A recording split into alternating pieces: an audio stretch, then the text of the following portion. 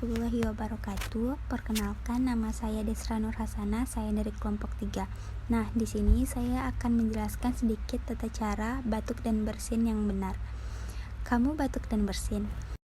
Nah, ketika kamu batuk dan bersin, kamu akan melakukan perlepasan bakteri dan virus baik dari pernafasan, baik dari udara maupun cairan. Nah, di sini ada etika batuk dan bersin yang benar agar tidak menular kepada orang lain.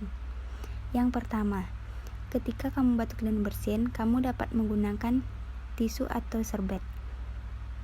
Contohnya seperti ini. Yang kedua,